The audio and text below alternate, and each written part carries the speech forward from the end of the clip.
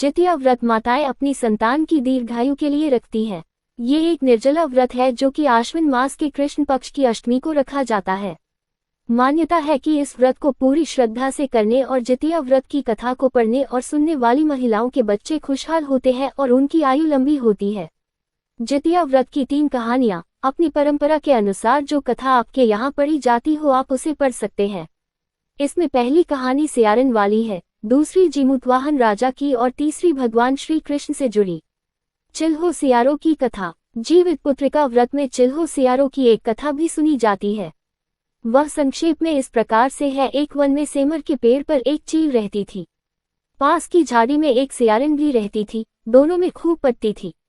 चिल्हो जो कुछ भी खाने को लेकर आती उसमें से सियारिन के लिए जरूर हिस्सा रखती। सियारिन भी चिल्हो का ऐसा ही ध्यान रखती। इस तरह दोनों के जीवन आनंद से कट रहे थे। एक बार वन के पास गांव में औरतें जिउतिया की पूजा की तैयारी कर रही थी। चिल्हो ने उसे बड़े ध्यान से देखा और अपनी सखी सियारों को भी बताओ। फिर चिल्हो सियारों ने तय किया कि वे भी ये व्रत करेगी। सियारों और चिल्हो ने जिउतिया का व्रत रखा। बड़ी निष्ठा और लगन से दोनों दिन भर भूखे प्यासे मंगल कामना करक व्रत में रही, मगर रात होते ही सियारिन को भूख प्यास सताने लगी। जब बर्दाश्त न हुआ तो जंगल में जाके उसने मांस और हड्डी पेट भरकर खाया। चिल्हो ने हड्डी चबाने के कड़ कड़ की आवाज सुनी तो पूछा कि ये कैसी आवाज है।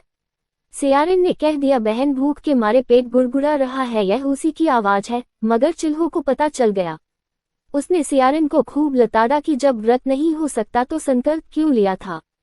सियारिन लजा गई पर व्रत भंग हो चुका था। चिल्हो रात भर भूखे प्यासे रहकर व्रत पूरा की। अगले जन्म में दोनों मनुष्य रूप में राजकुमारी बनकर सगी बहनें हुई। सियारिन बड़ी बहन हुई और उसकी शादी एक राजकुमार से हुई। चिल्हो छोटी बहन हुई, उसकी शादी उसी राज्य के मंत्री पुत्र से हुई। बाद में दोनों राजा और मंत्री बने। सियारिन रायानी के जो भी बच्चे होते वे मर जाते, जबकि चिल्हो के बच्चे स्वस्थ और हटे कट्टे रहते। इससे उसे जलन होती। उसने कभी उनका सर कटवाकर डब्बे में बंद करा दिया, पर वह शीश मिठाई बन जाती और बच्चों का बाल तक बांका न होता। बार बार उसने अपनी बहन के बच्चों और उसके पति को मारने का प्रयास भी किया पर सफल न हुई। आखिरकार दैवयोग से उसे भूल का आभास हुआ।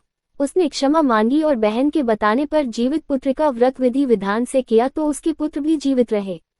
तब से संतान की लंबी आयु और सुखी जीवन के लिए इस व्रत का पालन किया जाता है।